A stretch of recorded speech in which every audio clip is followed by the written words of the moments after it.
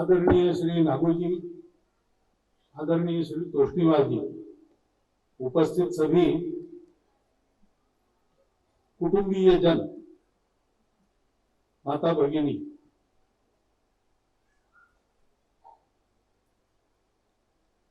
मैं एक प्रचारक हूं और आप सब गृहस्थ हैं। तो कुटुंब के बारे में आपको अनुभव है, मुझे अनुभव नहीं है। फिर भी हमारे संचालक महोदय कहते हैं कि मैं आपको कुछ पथ प्रदर्शन करूं, तो ये उल्टी गंगा बहाना हो गया।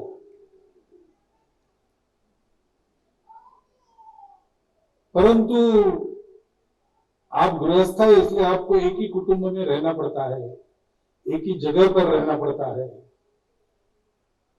मैं गृहस्थ नहीं हूं, घर छोड़ दिया है, तो मैं सारे देश में घूमता हूं और इसलिए मुझे अनेक कुटुंब देखने को मिले। तो मैं बैठ के इसलिए बोल रहा हूं कि मैं मार्गदर्शन उधर नहीं करने वाला। तो मैं जो देखता हूं और जो सुना है कुटुंब के बारे में, वो मैं आपको बताऊंगा। क्योंकि अभी ये लोक मंथन चल रहा है, उसकी जानकारी आपको दी। उस लोक मंथन में भी लगभग हर सत्र में कुटुंब की चर्चा होती है।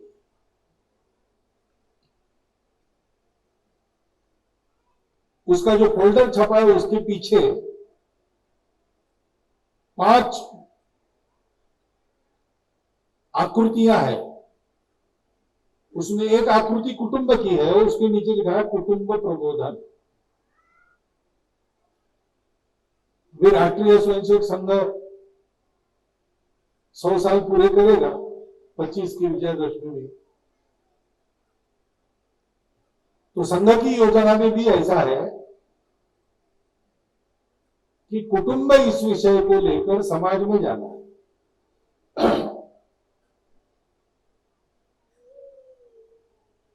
क्योंकि ये कुटुंब बड़ा महत्व का घटक है। अभी इसके पहले जो सत्र लोक मंथन में था, मैं वहां था, वो आर्थिक विषयों पर था। भारत की अर्थनीति कैसी होनी चाहिए, भारत में आर्थिक परंपरा क्या है, उसके आधार पर कैसी अर्थनीति चाहिए। तो उसमें एक महत्व की बात उभरकर सामने आई। 3 बातें भारत की आर्थिक परंपरा में बड़ी महत्वपूर्ण है, जो आज भी उपयोगी है और उसके कारण एक अच्छी अर्थव्यवस्था बनाकर हम दुनिया के सामने भी उदाहरण रख सकते हैं। वो 3 बातें कौन सी है? तो एक उन्होंने कहा कि मंदिर, दूसरा उन्होंने कहा कि कृषि, कृषि यानी केवल खेती नहीं, वन भी उसमें आता है, क्योंकि वनों से ही कृषि आई है। और इन दोनों का आधार बनने वाली और अपना एक महत्व रखने वाली तीसरी व्यवस्था है कुटुंब।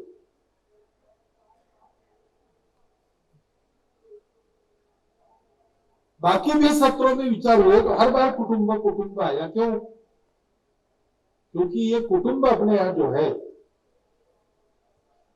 वो एक संयोग से बना जमावड़ा नहीं है।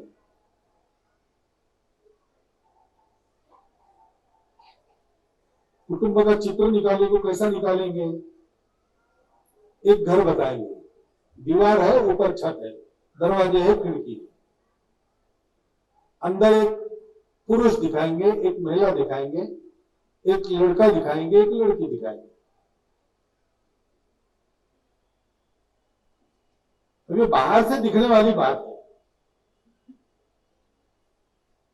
किसी एक घर में एक महिला को, एक पुरुष को, एक लड़के को, एक लड़की को देख रख दिया तो कुटुंब नहीं होता। कुटुंब में संबंध बनता है।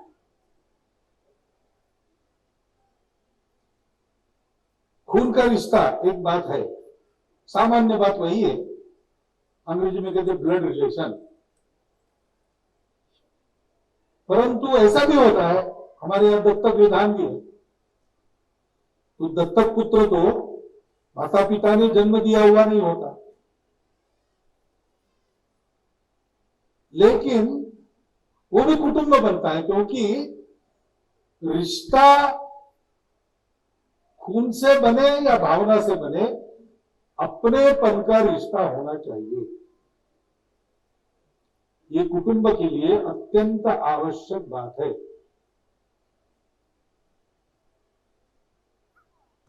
क्यों? इसलिए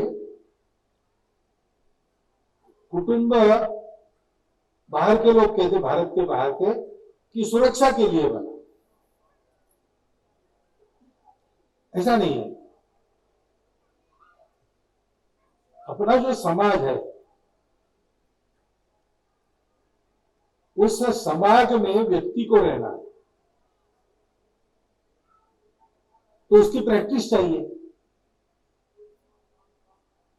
मनुष्य प्राणी बड़ा विचित्र है। ये बात बिल्कुल सही है कि वो अकेला नहीं रह सकता। किसी मनुष्य को फांसी की सजा हो गई तो हंसते हंसते फांसी चढ़ जाएगा। अपने स्वतंत्रता संग्राम में अनेकों वीर हाथ में गीता पकड़ के हंसते हंसते फांसी के फंदे पर झूल गए। मृत्यु का डर भी मनुष्य उस पर विजय प्राप्त कर सकता है। तो फांसी की सजा हुई तो भी बिना चिंतित हुए पंडित राम प्रसाद बिस्मिल, प्रसिद्ध क्रांतिकारी, उनको फांसी की सजा हुई। सुबह जल्दी फांसी देना था, उनको लाने के लिए पुलिस गए तो देख रहे पंडित जी मेहनत कर रहे, दंड बैठक लगा रहे।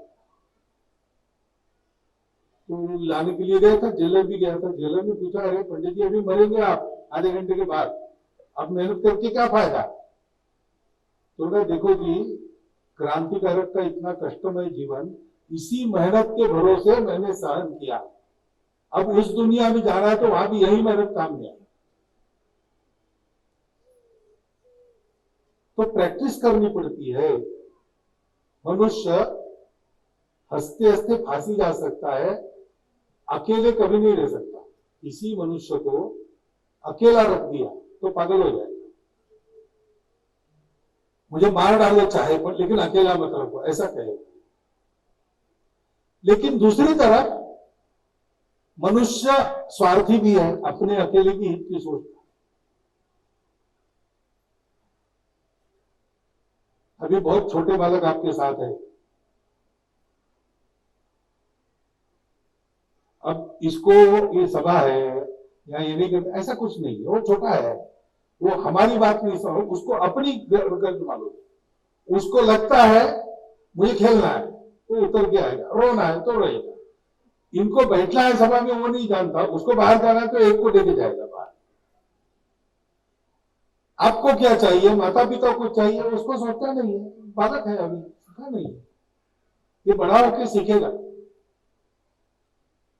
सिखाने की व्यवस्था क्या है? सिखाने की व्यवस्था है कुटुंब, समाज का यूनिट कुटुंब है। पहले मानव के इतिहास में कुटुंब जैसे जानवरों का रहता है, कुटुंब होता नहीं। होता है तो कुछ समय के लिए होता है, बाद में नहीं होता है। प्रायः पशु पक्षियों के बच्चे बड़े होने पर अलग हो जाते हैं। अपने यहाँ ऐसा नहीं है, मनुष्यों में और भारतवर्ष में तो बिल्कुल नहीं है। बड़े होने पर भी साथ रहते। आजकल जीवन ऐसा बन गया, साथ रह नहीं सकते, दूर दूर घर हो जाते हैं, दो घर करने पड़ते हैं। ऐसा है तो किसी त्योहार पर सब इकट्ठा है, परिस्थिति ने अलग बनाया, लेकिन वो अलग होने के लिए तैयार नहीं है। अभी सूर्य षष्ठी हुई बिहार में, छठ। बिहार का आदमी दुनिया में कहीं भी हो, छठ के लिए अपने घर में आता है। ऐसे अपने यहां होगा, कुछ कुलाचार है, सारा परिवार इकट्ठा आता है, शादी ब्याह है, सब लोग इकट्ठा है। परिस्थिति ने अलग बना दिया तो भी अलग होने को तैयार नहीं है। पशु पक्षी एकत्र रह सकते हैं लेकिन रहते नहीं, प्रवृत्ति नहीं। एकत्र रहना केवल नहीं है, ये एकत्र क्यों रहना, तो उसमें रहकर मनुष्य को सामाजिक बनाना। तो छोटा बच्चा अपनी भूख जानता है, अपना दुख अपना सुख जानता है, लेकिन कुछ दिनों के बाद उसको मां समझ में आती है, उसका प्रेम वो समझ में आता है, फिर पिताजी समझ में आते हैं, फिर माँ की एक बहन है, वो दिखती वह माँ की जैसी, माँ वो मौसी है, पिताजी के भाई है वो चाचा है, माता जी का भी भाई है वो मामा है, उनके भी लड़के हैं वो मेरे भाई बहन है। धीरे धीरे समझता है। और आजकल नई पीढ़ी में कम हो रहा है, लेकिन पुराने लोगों को मिलो आप तो उनको पता है, दूर दूर के रिश्ते उनको पता है। कहीं जाएंगे वहां दूर का कोई रिश्तेदार है, उसके यहां जाकर मिलेंगे, कौन है, अरे वो मेरा भाई था ना, उसकी पत्नी का चचेरा भाई, उसके मौसी के लड़के, ऐसा वो रिश्ता बना। क्योंकि समाज रहेगा कैसे, मनुष्य स्वार्थी है स्वभाव से, लेकिन इकट्ठा भी रहना चाहता है। इकट्ठा रहेगा कैसे, तो रिश्ता बना के अपनापन लाना पड़ता है। रिश्ता भी इसीलिए अपनेपन के लिए, केवल खून के रिश्ते से होता नहीं। पति पत्नी का भी संबंध विच्छेद होता है, पिता पुत्र के भी झगड़े होते हैं, केवल उससे नहीं होता। रिश्ता है, अपनापन है, वो अपनापन बनाने के लिए रिश्ता है, अपनापन सिखाने के लिए कुटुंब है। ये कुटुंब, ये प्रशिक्षण का उपकरण है मनुष्य। वहां वो एक बात समझता है कि एक अपनापन होता है, इसलिए मैं अकेला नहीं हूं, मेरे अकेले के लिए नहीं जीना है, सबके लिए जीना है। लेकिन सब यानी कौन, तो पहली बात माता पिता चाचा मामा ताऊ, ये वो ब्लड रिलेशंस। फिर उस कुटुंब में वो बड़ा होने लगता है, तो कुटुंब में बर्तन मांजने वाली रोज आती है, बाहर से आती है, लेकिन उसको नाम से नहीं पुकारना, उसको चाची कहना, उसको मौसी कहना। अपने यहां ऐसी पद्धति है, उसको नाम से पुकारेंगे तो तमाचा मिलेगा। वो बड़ी है, मौसी कौन, चाची कौन, अरे बर्तन मांजती है हमारे घर, होगी, लेकिन उसका भी रिश्ता है, ब्लड रिलेशन नहीं है। लेकिन हमारे कुटुंब की आवश्यकता पूर्ण करने के लिए वो रोज आती है। जरूर पैसे लेती है, हम पैसे देते हैं, लेकिन फिर भी पैसे देके भी लोग नहीं मिलते, पैसे देके आदमी नहीं मिलता है। वो बर्तन मांजती रहे, हमारा काम होता रहे, उसको पैसा मिलता रहे, इसलिए दोनों तरफ से आवश्यकता अपनेपन की होती है। और इसलिए ब्लड रिलेशन नहीं है, लेकिन चाचा को मौसी को उनको भी समझ लो। घर में वो देखता है कि रोज हमको खाना मिलता है, लेकिन एक पिंजड़े में तोता है, उसको भी रोज खाना देते। एक गाय है, उसकी रोटी पहले अलग निकलती है, एक कुत्ता है, उसको भी रोटी मिलती है। कमाई हम करते हैं, ये कुछ करते हैं नहीं करते, लेकिन घर में है, बिल्ली को दूध पिलाएंगे, कुत्ती को रोटी देंगे, गाय को गोग्रस खिलाएंगे, तोते को भी कुछ देंगे। फिर देखता है कि बड़े पिताजी भोजन के पहले कुछ ऐसा ऐसा निकालते हैं। किसके लिए है, चींटी के लिए है, पंछी के लिए है, पशु के लिए है, अतिथि के लिए है। इतना देना पड़ता, हाँ, ये देने के बाद हम तो और विस्तार होता है उसका। वो कहता है कि मुझे मेरे लिए और मेरे कुटुंब के लिए केवल नहीं जीना है, केवल रिश्तेदारों के लिए नहीं जीना है, हमारे जीवन को चलाने के लिए उपयोगी मनुष्य, पशु, पक्षी, पेड़ पौधे भी है, वो भी मेरे अपने हैं।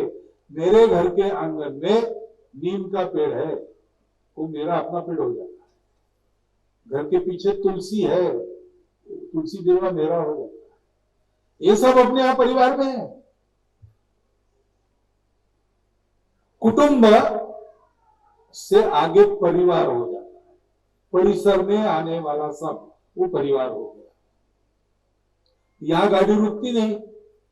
एक दिन सुबह एक फटे कपड़े पहने हुए आदमी आता है, माई कुछ दो, भीख मांगता है। कोई नहीं है, जानता नहीं, पहचानता नहीं, उसको सचमुच चाहिए कि ढोंग कर रहा है मालूम नहीं, लेकिन मांग रहा है तो वापस नहीं भेजते, कुछ ना कुछ देना है। किसने देना है? घर के बच्चे ने देना है। एक मुट्ठी चावल, एक पैसा घर के बच्चे को दे दिया, दे के आ। तो बच्चा सीखता है ये केवल मेरे लिए नहीं है, केवल मेरे कुटुंब के लिए नहीं है, परिवार के बाहर का है, लेकिन लगता है कि मांग रहा है तो देना है। ये अपना अकेले का नहीं। ऐसे समाज चलता है ना, समाज ऐसे चलता है। समाज में अपनापन होता है और जिसके पास है वो जिसके पास नहीं है उसको देते रहता है। इसका ट्रेनिंग मिलता है कुटुंब में। पिताजी कमाते हैं, सारा परिवार खाता है। पिताजी कमाते हैं, सारा परिवार खाता नहीं, केवल पिताजी घर में आने के बाद उनको आराम देता है। बच्चे कमाते भी नहीं, लेकिन कल चल के कमाएंगे तो आज उनको बड़े लाड़ प्यार से पाला पोसा बड़ा किया जाता है। कल वो पालेंगे कि नहीं पालेंगे अपनों को गारंटी नहीं है, लेकिन ये अपने हैं, ये अच्छे होने चाहिए। समाज में जैसा रहना है वैसा कुटुंब में रहना सीखते हैं। छोटे बालक सीखते हैं बड़े होने के बाद, अपने अहंकार को जरा कम करो। लड़कियां सीखती, इतने सारे लोग हैं, अपने से बड़े भी है, मेरी ही चलेगी ऐसा नहीं है, उनका मत भी चलेगा, उनके लिए मुझे पीछे रहना पड़ता है। विवाह होकर दूसरे घर में जाती है तब यही स्वभाव काम में आता है। ये ट्रेनिंग घर में नहीं हुआ तो वहां जाने के बाद झगड़ा होता है, संबंध विच्छेद होता है। देखो हो रहा है कि नहीं? और कहां हो रहा है? जहां ये संस्कार कम है वहीं हो रहा है। समाज में कैसे रहना, कुटुंब में कैसे रहना, ये सारा ट्रेनिंग कुटुंब समाज की सामाजिक इकाई है, सोशल यूनिट है। और केवल सोशल यूनिट नहीं है, कुटुंब हमारे देश में परंपरा से देश का इकोनॉमिक यूनिट है, आर्थिक यूनिट है। आज अपने यहां हर परिवार में बचत है। बीच में नोटबंदी हुई तो घर के लोगों को भी पता नहीं था। दादी माँ ने अपनी पलंग के नीचे रखी हुई पुरानी ट्रंक खोली, 20,000 रुपया निकाला और कहा कि ये नोट बदल के लाओ। अरे इतने कहां से आ गए? मैंने जमा किए थे। किस लिए जमा किए थे? सब कुछ तो है। ये वो पोता है ना, उसके शादी में उसको कपड़ा करेंगे, उसका दायित्व नहीं है लेकिन अपनापन है, उसके लिए वो पैसा बचा रहे। घर में कितना भरा है अपने यहां पर। देशों में सरकारों के पास सोना रहता है, हमारे यहां घरों में सोना रहता है। देश के काम आता है, युद्ध होता है। इस सारी बचत के कारण बाजार उल्टा पलटा हो जाएगा तो बाकी देश दिवालियापन के कगार पर आएंगे। हमारे देश में थोड़ा ऊपर नीचे होता है, इससे ज्यादा परिणाम नहीं होता, क्योंकि हमारी संपत्ति सरकार के पास नहीं है, सारी की सारी समाज में विकेंद्रित है, कुटुंबों में रखी है। कुटुंब ट्रस्टी के नाते उसका संभाल करते हैं। उनको चाहिए तब चाहिए उतना लेते हैं, लेकिन प्रसंग आया तो देश के लिए भी देते हैं। राम मंदिर बन रहा है, दिल खोल के देते। पाकिस्तान से युद्ध हुआ, शास्त्री जी को सोना दे देते। वो हमारा इकोनॉमिक यूनिट भी है। और केवल इतना नहीं, केवल बचत नहीं करते, बचत तो करते ही है, उद्योग चलाते। अभी बताया वहां कनक सभापति जी ने कि आनंद बनियन नाम का कोई ब्रांड चलता है, उसके मालिक थे, व्यवसाय में फेल हो रहे थे, 2 बार फेल हुए। हर बार उनके दादी ने, ग्रैंड मदर ने उनको मदद करके फिर से खड़ा किया। आज वो उस होजियरी उस होजियरी एसोसिएशन के प्रेसिडेंट बन गए, एक्सपोर्टर बन गए भाई।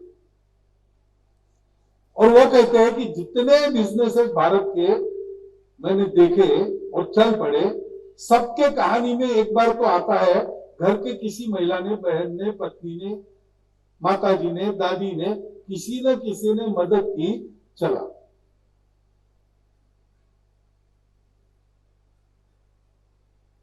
परिवार आर्थिक यूनिट है, परिवार सांस्कृतिक यूनिट है। हमारी संस्कृति कितनी पुरानी है, इतिहास ने आंखें खोली तब हमारी संस्कृति कीर्ति के सर्वोच्च शिखर पर थी, आज भी है। लेकिन तब तो स्वर्ण काल था, सब लोग उस संस्कृति के अनुसार चलते थे। सारा विश्व उस संस्कृति को ग्रहण करना चाहता था। सा प्रथमा संस्कृति विश्ववारा, ऐसा कहा है वेदों में। वो संस्कृति तब से चली, अब हमारे पास आई है, वैसी की वैसी आई है। कहां से आई? ग्रंथों से आई, कुछ ग्रंथों से आई है, प्रवचनों से कुछ कुछ आई है, लेकिन मुख्य कारण वो नहीं है। देश में कहीं भी जाओ, बाजार में जाओ, कुछ खरीदो, जितना मांगा वजन करके दिया। आम चाहिए, 100 आम खरीदे, गिन के 100 आम दिए। 100 आम का 100 रुपया हुआ मानो, 100 रुपया मैंने भी गिन के दिया, हो गया व्यवहार पूरा। लेकिन वो दुकानदार 5 आम ऊपर से रख देता है।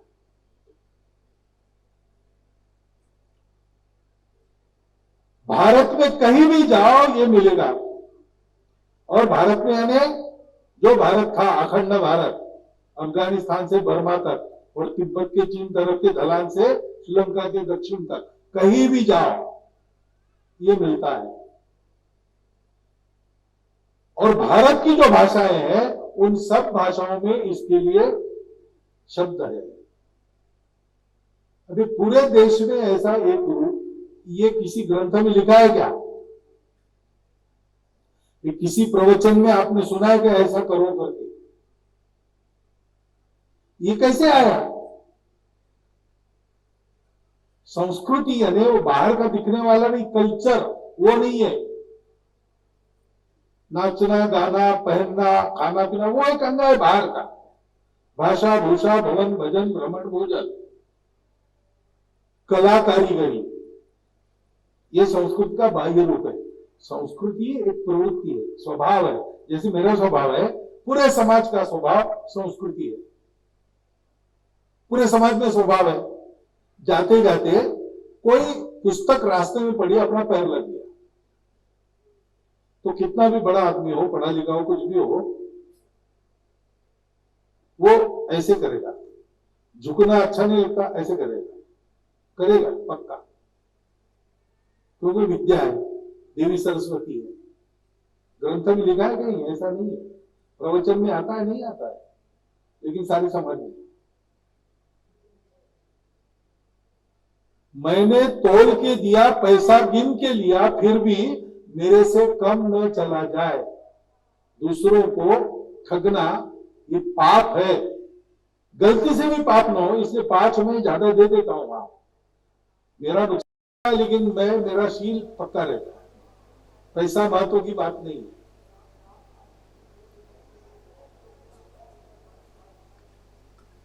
वित्तम यत्नेन वृत्तम यत्नेन संरक्षेत, वित्तम आयाति याति च। वृत्त यानी शील, चारित्र्य, प्रवृत्ति, स्वभाव, उसका प्रयत्न पूर्वक संरक्षण करो। पैसा आता जाता है,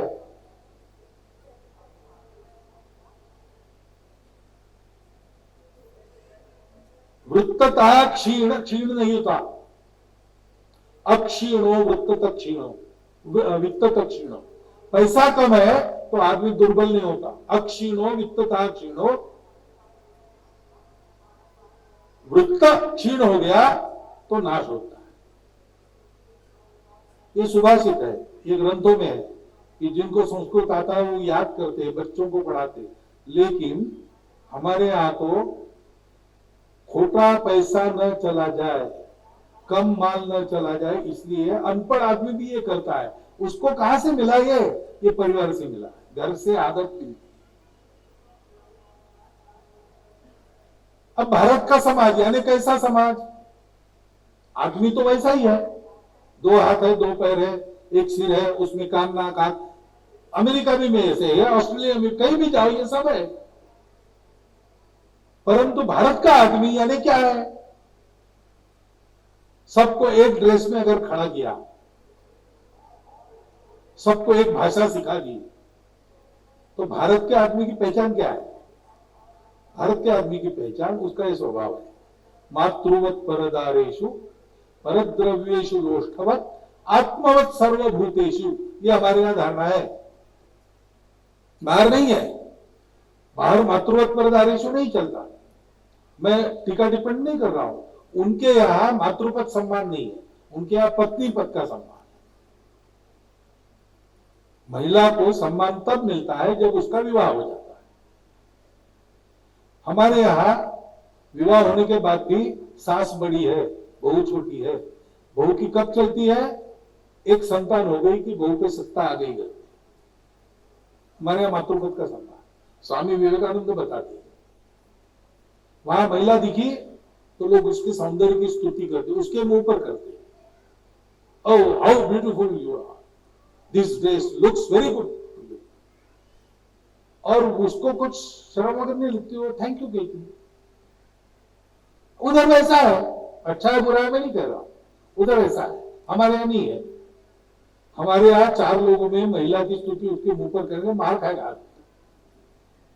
क्योंकि महिला की सुंदरता को हम नहीं देखते, उसके वात्सल्य को देखते। वो माता है, हमको पालन करने वाली सभी माताएं हैं। नदी भी माता है, गौ भी माता है, तुलसी भी माता है, पृथ्वी भी माता है, देवी भी माता है। मेरी माता तो माता है ही, भारत भी माता ही है। हमारे यहां महिलाओं की देखने की ये दृष्टि है। घर में बचपन से ये मिलता है, ये संस्कार होता है। पहले तो एकत्र परिवार थे तो सब साथ में रहते थे। आज भी घर में आ गई कोई परिचित मिलने के लिए, हमारे यहाँ एक लड़का है, उससे थोड़ी बड़ी लड़की उसमें आ गई तो पहचान करा देते थे, देखो इसका नाम ये ताई है, ताई, दीदी है, दीदी, ऐसा परिचय करा दे। उसको बता रहे हैं हम कि देखना कैसे है महिलाओं को, दीदी। संस्कृति है। परद्रव्येषु लोष्ठवत्, दूसरे का पैसा नहीं चाहिए, शॉर्टकट से पैसा नहीं चाहिए, खुद कमाएंगे खाएंगे।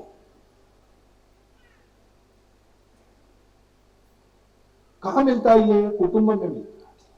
क्योंकि इंफॉर्मेशन सब जगह मिलेगी, ग्रंथों में मिलेगी, प्रवचनों में। आजकल मोबाइल है, ऑडियो है, ओटीटी है, सब मिलता है उसको। ये भी मिलता है, अच्छा भी मिलता है, लेकिन प्रैक्टिस कहां होती है? ये सुनने की समझने की बात नहीं, केवल ये आदत लगाने की बात है। आदत कहां होती है? आदत परिवार में होती है, रोज के व्यवहार में। वो परिवार समाज का सांस्कृतिक यूनिट भी है, कल्चरल यूनिट है। कल्चर शब्द गलत है, संस्कृति के लिए शब्द नहीं है उधर, हमने सांस्कृतिक ही कहना चाहिए। और इसलिए ये कुटुंब बड़ी महत्व की बात है हमारी पद्धति में। उधर ऐसा नहीं, उधर वो कहते हैं सुरक्षा के लिए कुटुंब है, जरूरत के लिए कुटुंब है। It is a social contract, पति पत्नी का कॉन्ट्रैक्ट है। तुम मेरे साथ रहो, मेरे पुत्रों की माता बनो, मैं तुमको जन्म भर खिलाऊंगा, तुम्हारे बच्चों का पालन करूंगा, उनको बड़ा करूंगा, तुमको कभी नहीं छोड़ूंगा, till death do us part, प्रतिज्ञा है।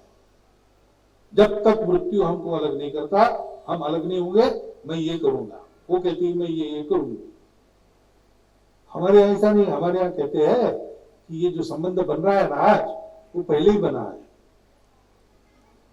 और बनने के बाद वट सावित्री के दिन प्रार्थना 7 जन्म यही संबंध बना रहे। ये संबंध है, ये सोशल कॉन्ट्रैक्ट नहीं है। नल दमयंती की कथा आपको पता है। नल के कठिन दिन आ गए, कली उसके दिमाग में आ गया, तो जुआ खेलने बैठा भाई के साथ। भाई की राज्य पर नजर थी, भाई ने सारा राज्य हरण कर लिया, पति पत्नी दोनों को निकाल दिया बाहर। अब जंगल में वो नल राजा बेचारा दमयंती के साथ घूम रहा है, जंगल को आग लग गई, दमयंती को बचाकर ले जाते जाते नल राजा के वस्त्र भी जल गए। तो दमयंती की साड़ी का आधा पल्लू लपेट के जंगल में सो गए। तो नल राजा विचार करने लगा कि इसकी सुरक्षा मैं नहीं कर सकूंगा, तो मैं कैसे मुंह दिखाऊंगा इसको। अच्छा है अभी शहर से ज्यादा दूर नहीं है, इसलिए इसको यही छोड़ देते, वापस चली जाएगी, मैं जाता हूं जंगल में। और उसको छोड़ के वो चला गया। अब क्या करेगी पत्नी? ऐसा नहीं सोचा जा, अच्छा ऐसा है, जाओ फिर मैं जाती हूँ। वापस गई, अपने पिताजी के घर गई। पिताजी भी राजा थे, लेकिन जाकर दूसरा विवाह नहीं किया, नल की खोज जारी रखी। नल के जब दिल बदल गए, तब फिर से दोनों का मिलन हो गया। नल दमयंती की कहानी। क्यों? कॉन्ट्रैक्ट रहता तो कॉन्ट्रैक्ट तो टूट गया, कॉन्ट्रैक्ट भंग करके पति चला गया। ऐसा नहीं है, संबंध है। कुटुंब से, स्वयं से कुटुंब, कुटुंब से परिवार, परिवार से गांव, गांव से पूरा समाज, और अपने समाज से मानवता, पूरी मानवता से सारा विश्व, सृष्टि से ही ये संबंध है, संबंध पर चलता है। उन संबंधों का ज्ञान परिवार में मिलता है। अब आप विचार करो, आपका परिवार एकत्र बड़ा परिवार हो या छोटा परिवार हो, नई पीढ़ी को ये ज्ञान जाता है क्या? हम इसको दे रहे हैं क्या? दिन में, हफ्ते में एक दिन बैठना चाहिए घर में सब सदस्यों, निश्चित समय करना, रात का कोई सारे काम समाप्त करके उस समय पर आना, श्रद्धानुसार भजन करना, घर में बनाया हुआ भोजन बिना मीन में निकले सबने करना, बाहर से नहीं मंगाना, और भोजन के बाद 3-4 घंटा गपशप करना, नई पीढ़ी को ये सारी बातें बताना। हम कौन है, हमारे पूर्वज क्या है, उनकी कीर्ति क्या है, उनके आदर्श क्या थे, उन्होंने क्या बड़े काम किए, हमारी कुल रीति, हमारी कुल परंपरा, हमारे कुल का इतिहास। वैसे ही एक हमारा बड़ा कुल है, हम भारत के लोग हैं, तो भारत के पूर्वज कैसे थे, भारत की कुल परंपरा क्या है, भारत का इतिहास क्या है, भारत के पूर्वज, इसको शोभा देने वाला हम में क्या है, क्या आ सकता है, क्या आना चाहिए, इसको शोभा न देने वाला कुछ है क्या, वो कैसे जाएगा? चर्चा करना, डिक्टेट नहीं जाना, ये जानकारी देना, चर्चा होगी, तय होगा कि हाँ ये करना चाहिए, वो करना। और दूसरा विषय ये करना, अपने घर के अंदर ये सब विचार करने के बाद भाषा, भूषा, भजन, भवन, भ्रमण, भोजन,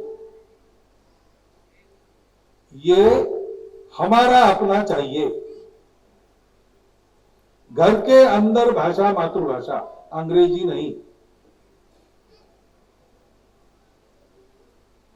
अन्य भाषाओं का ज्ञान देते समय पहले संस्कृत और हिंदी का ज्ञान दो, बाद में अंग्रेजी, जर्मन, फ्रेंच, दुनिया भर की भाषा सीखो, उसका विरोध नहीं है, लेकिन मातृभाषा आनी ही चाहिए, अच्छी तरह आनी चाहिए। मातृभाषा में साहित्य उसका रस लेकर पढ़ सकते, इतना प्रवीण होना चाहिए। संस्कृत हिंदी व्यवहार भाषा के नाते उसका ज्ञान चाहिए, गपशप करते बननी चाहिए। और फिर आपको इच्छा है या जाना है जर्मनी, जर्मन सीखनी पड़ेगी, इसराइल जाना है हिब्रू सीखनी पड़ेगी, फ्रांस जाना है फ्रेंच सीखनी पड़ेगी, पढ़ो। घर के अंदर अपनी भाषा, ये सब अपना चाहिए। दूसरा विषय है, अपना घर सबके लिए है। ये परिवार, परिवार किस लिए है? मेरा जीवन किस लिए है? परिवार के लिए।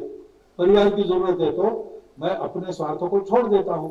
ऐसे कितने ही भाई है जो इंजीनियरिंग में गए, पढ़ाई छोड़ दी बीच में, क्योंकि दूसरा भी भाई वो मेडिकल में गया है, दोनों का खर्चा माता पिता वहन नहीं कर सकते, मैं वापस जाता हूं, कमाई करता हूं, भाई पढ़ेगा, मैं अनपढ़ रहूंगा।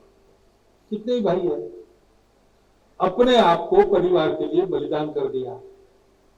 परिवार को समाज के लिए, देश के लिए, राष्ट्र के लिए बलिदान होना चाहिए कि नहीं? मैं हूं परिवार के कारण हूं, परिवार देश के कारण है। देश पर जब संकट आता है, समाज पर संकट आता है, समाज पर संकट आया, गांव के बाहर एक राक्षस है, वो मारेगा, राजा डरपोक है, उसने उससे संधि कर ली कि रोज एक आदमी एक गाड़ा भर अन्न तुमको भेजेंगे, हमको सताओ मत, रोज एक परिवार से एक बलि। उस घर में एक परिवार की बारी थी, वहां अज्ञातवास में कुंती पांडवों को लेकर आई थी। जिस दिन जाना उस दिन सुबह उठकर वो रोने लगे घर के सब लोग। पति पत्नी तो जानते थे, पति को जाना था, पत्नी कह रही थी आप मत जाओ, आप इनको संभालो, आप नहीं तो कमाई नहीं भी खाएंगे क्या, मैं जाती हूं। पति कहता था, अरे तुम माता हो, तुम्हारे बिना इनका संगोपन नहीं हो सकता, जैसे तैसे रलोगी, इनको बड़ा तुम करो। लड़की कह रही कि पिताजी तुम दोनों काहे को जाते हो, मैं नहीं तो भी पराया धन हूं, खर्चा ही पड़ने वाला, आपको मुझे भेज दो, एक जिम्मेवारी आपकी कम हो जाएगी। पति कहता ऐसा नहीं, तुम पराये किसी घर की अमानत हो, तुम पर मेरा अधिकार नहीं है, तुमको बड़ा करने का ट्रस्टी मैं हूं, तुम नहीं जाओ। छोटा बच्चा कुछ समझता नहीं, बोले क्या रो रहे हैं, कौन राक्षस है खाने वाला, मुझे भेजो, मैं लाठी लेके जाता हूं, मारता हूं। अभी कुंती ने सुना, वो गई, पूछा उनको क्या हुआ, तो संकोच से बतावे नहीं, फिर बताया। कुंती ने कहा आप मत जाओ, मेरा पुत्र जाएगा। अरे ऐसा नहीं, आप अतिथि है, तो अतिथि है, आपने हमको आसरा दिया है, हमारा भी कर्तव्य बनता है आपके सुख में आपकी मदद करना, दुख में। टीम को भेजा। परिवार समाज के लिए, देश के लिए। सिंहगढ़ किला लेना था, सिंहगढ़ बना नहीं था, कोंडाना किला था। सोचा गया कि तानाजी को सेनापति बनाएंगे, उतने में तानाजी आ गया, साथ में लड़का था, ससुर थे, शेलार मामा ससुर, लड़का रायबा। अरे वाह तानाजी, तुमको याद किया, तुम आ गए, 105 साल तुम्हारी आयु। तानाजी का महाराज याद करने लायक ही था, इसका विवाह है, आपको निमंत्रण देने आया। शिवाजी महाराज ने कहा अच्छा अच्छा, तो ठीक है, आएंगे, दूसरे को भेजेंगे। कहा भेजेंगे? कोंडाना जीतने के लिए, तुम्हारा नाम था, लेकिन इसकी उसने कहा कि ऐसा है तो पहले वो कहा, पहले देश का कहा, पहले विवाह कोंडाना का, बाद में रायबा का। वो रायबा ने ये नहीं कहा, 12 साल की आयु थी, पिताजी आपका सब हो गया, मेरा विवाह आ गया, तब आपको देशभक्ति सूझ रही क्या, ऐसा नहीं कहा उसने। शेलार मामा बुजुर्ग थे, 80 साल के, उन्होंने ये नहीं कहा अरे जवानी के जोश में ये क्या कर रहा है, ये बड़े लोगों का काम है देशभक्ति वगैरह, तुम पहले अपनी देखो, ऐसा नहीं कहा उन्होंने। वो भी लड़ाई में गए, रायबा भी जाने को तैयार था, उसको जाने नहीं दिया, उसका विवाह था। इससे गांव के परिवारों के 300 परिवारों के लोग तानाजी के साथ वहां गए लड़ने के लिए, और सबको पंचारती उतारकर घर की माता बहनों ने बिता दिया। परिवार किस लिए? सावरकर जी ने कहा है, कि तुम्हारे इस वेदी पर मेरा बड़ा भाई अंडमान में, छोटा भाई भी उसी में कारावास भुगत रहा है, मैं भी उसी में जा रहा हूं। ये क्या 7 भाई होते तो भी तुम्हारे ही वेदी पर हम बलि देते। देश के लिए निर्वंश होके हमारा परिवार अखंड वंश बनेगा। परिवार किस लिए? देश के लिए। ये समझदारी परिवार में, कुटुंब में मिलती है। समाज में वातावरण है उससे भी मिलती है, लेकिन केवल उससे नहीं मिलती। स्कूल कॉलेज में पढ़ाई होती है उसमें भी है, लेकिन केवल उससे नहीं मिलती। उससे जानकारी मिलती है, उससे विचार मिलता है। संस्कार के लिए आदत चाहिए। छोटी छोटी कृति नित्य करना, उससे आदत बनती है। आदत से स्वभाव बनता है, स्वभाव से शील बनता है। Reap a habit, sow a habit, reap a nature, sow a nature, reap a character, sow an action, reap a habit. यहां से शुरू होता है। ये छोटी छोटी कृतियां कुटुंब में करते करते वो बड़ा तो वो देखता है कि पिताजी शाखा में जाते हैं, मिलता मिलता कुछ नहीं है, कभी कभी जेल में जाना पड़ता है, फिर भी शाखा में जाते हैं। और जेल में जाना पड़ा तो हम ये नहीं कहते जल्दी वापस आओ, हम कहते देखो माफी मांगना, चाहे जन्म भर रहना पड़े, हम इधर संभाल लेंगे। क्या है? देश के लिए। ये ऐसी जाति है। अच्छे समाज के लिए अच्छे कुटुंब आवश्यक। इस सम्मेलन क्यों कर रहे हैं? इसलिए हमारा समाज अच्छा बनना चाहिए। आज दुनिया भर को आवश्यकता है भारत के समाज की। उनकी इकोनॉमी फेल हो गई, उनकी आपस में भाईचारे की नीति फेल हो गई, दुनिया की युद्ध चल रहे सर्वत्र, कलह हो रहा है। शांति लाने के लिए रिलीजन्स आए, वही आपस में लड़के खून खराबा कर रहे, एक दूसरे को ही मार रहे, अपने में भी झगड़ा करते, हमको तो तकलीफ दे ही रहे। कोई एक चीज दुनिया में अच्छी चली नहीं है, क्योंकि वो सोचते हैं कि भारत का रास्ता ठीक है, उसको लेना चाहिए। हमारे सब एक्सपेरिमेंट फेल हो गए। भारत का रास्ता क्या है? ग्रंथों से जानकारी मिलेगी, भाषणों से सुनाई देगा, गूगल बाबा भी कुछ बता सकता है, परंतु आदत कहां लगेगी? कुछ लोगों को संघ की शाखा में लगेगी, लेकिन 140 करोड़ का भारतीय समाज है, वो सबका सब आदत कहां करेगा? कुटुंब उसके लिए अच्छा होना चाहिए। कुटुंब ऐसा बनाना अपना, इसके लिए आज हम इकट्ठा है, इसका विचार करने के लिए। इसके लिए बड़े परिवारों को आपके सामने रखा है। आज के परिस्थिति में भी एकत्र रह रहे, सब नहीं रह सकते, लेकिन एकत्र हो तो सकती ही है। हमारे एक संघचालक थे ईश्वर जी, तो उनके परिवार का सम्मेलन होता था साल में एक बार, पूरे भारत में लोग थे, वो सब आते थे, 3 दिन साथ रहते थे। तो घर के सब कर्मकांड वगैरह की जानकारी देते थे बच्चों को, फिर बच्चों को पूर्वजों का इतिहास बताते थे, फिर बच्चों को जो जहां से आया वहां का भारत का, वो कानपुर में रहते थे, तो कानपुर में नाना साहब पेशवा, झांसी की रानी, तात्या टोपे, सारी बातें वो बताते।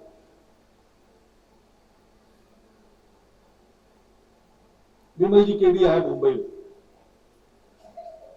3-4 परिवार बम्बई में अलग अलग जगह रहते, 2 महीने में एक बार एक घर में आते, भोजन करते, भजन करते, और ये सारी चर्चा होती। अभी मैं बता रहा हूं तब नहीं हो रही, पहले से हो।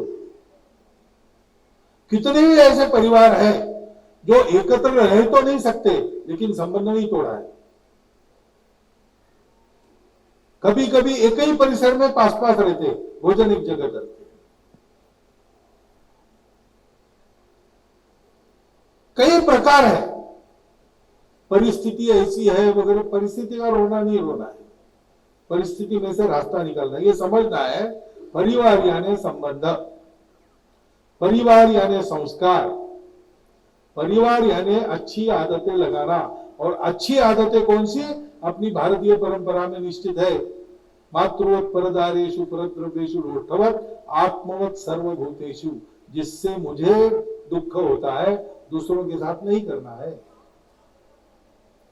देश धर्म संस्कृति का भान रख के चलना है, उसके नियम अनुशासन का पालन करके चलना है, दोनों हाथों से भरपूर कमाना है और 1000 हाथों से बांटना है।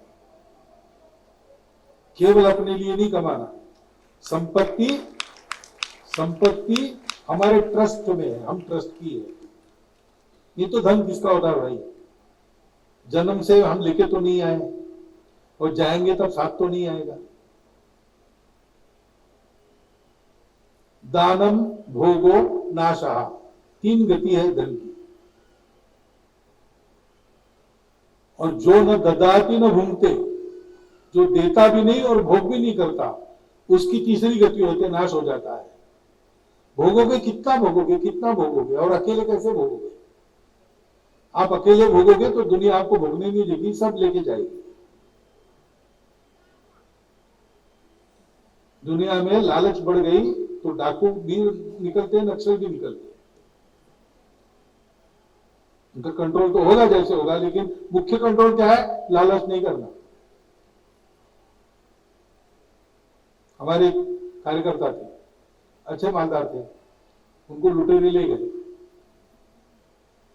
तो उनके चेहरे पर एक शिकन नहीं पड़ी।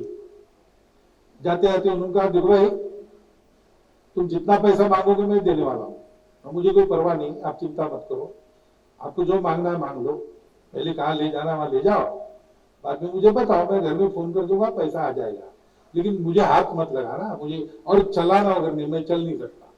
भारी भरकम थे, तो कुछ वाहन या उठा के ले चलो, पैसा मैं चाहे जितना दूं। उनकी ये वृत्ति थी कि पैसा है, मेरा नहीं है। तो उसका परिणाम क्या हुआ? वो धोखे लेते गए, उनको जाते जाते परेशान हो गए और छोड़ दिया उनको कि पैसे से तुमको धोखे ले जाना बड़ा मुश्किल है, वापस जाओ। तो मजाक की बात है, लेकिन और एक हमारे संघ चालक थे, उनको निशा में ले गए इमरजेंसी में, और फिर इनकम टैक्स की कार्रवाई शुरू हो गई। तो घर के लोगों ने बताया उनको कि सारा जब्त करने वाले हैं, कुछ भी नहीं रखेंगे। तो उन्होंने फोन पर पूछा जेल से, डर गए क्या? करोगा नहीं, डर के लिए नहीं बता रहे, जानकारी आपको, आप जेल में आपको पता नहीं इधर क्या चल रहा है, बता रहे हैं। उनका कोई चिंता मत करना, ये संपत्ति भाग्य से आई है, भाग्य है तो रहेगी, नहीं तो जाएगी। लेकिन चारित्र्य कमाने के लिए एक एक पल आदत की है हम लोगों ने, एक एक रिवाज पीढ़ी दर पीढ़ी डाला, उसका सौदा नहीं हो सकता।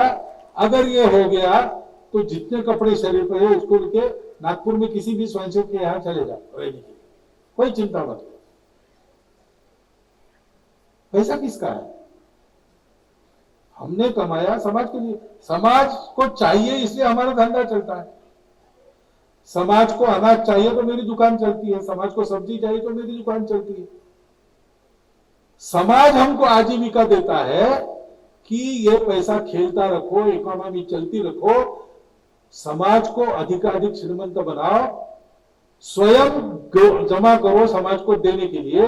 और हमारा समाज कहता है हम इसलिए लेंगे कि हमको बाकी दुनिया को देना है। अभी हमारे पास थोड़ा आ रहा है, समाज के नाते हमारा देश अभी जरा अमीर बन रहा है। बनते हुए क्या किया उसने? अपने भंडार नहीं भरे, पानी नहीं था मालदीव में, यहां से भेजा। श्रीलंका में संकट खड़ा हो गया, यहां से पैसा भेजा। अपना देश ही कहता है प्रतिष्ठा दान की है, त्याग की है। मनुष्यों के लिए ब्रह्मा जी ने दान बताया। मनुष्य, देव, राक्षस तीनों गए ब्रह्मा जी को उपदेश दीजिए, उन्होंने कहा द। तो देवों ने समझा कि भाई तुम्हारे पास बहुत सारी शक्तियां, देव हो तुम, कुछ भी कर सकते हो, तो तुम दमन करो अपनी प्रवृत्तियों का, संयम करो। राक्षसों ने कहा कि हम बहुत क्रूर है, लोगों को मारते घूमते हैं। ब्रह्मा जी ने कहा दया करो। और मनुष्य ने कहा कि हम अपने उद्यम से संपत्ति उत्पन्न करते हैं। ब्रह्मा जी ने कहा दान करो। तीनों गए ब्रह्मा जी को, हमने ठीक समझा? ब्रह्मा जी ने कहा तुमने ठीक समझा। तो मनुष्य को विधि ने कर्तव्य दिया है, कमाओ और छोड़ो, दे दो। ये सारा अपने कुटुंब में होना चाहिए, अपनी नई पीढ़ी को मिलना चाहिए। अपनी नई पीढ़ी भारत की नई पीढ़ी होनी चाहिए, अमेरिका चाइना की नकलची पीढ़ी नहीं होनी चाहिए। ठीक है, आधुनिक रहे, वो अच्छा है, आधुनिक रहना चाहिए, दकियानुसी नहीं रहना चाहिए, लेकिन पश्चिमीकृत न हो, वेस्टर्नाइज न हो, मॉडर्नाइज हो।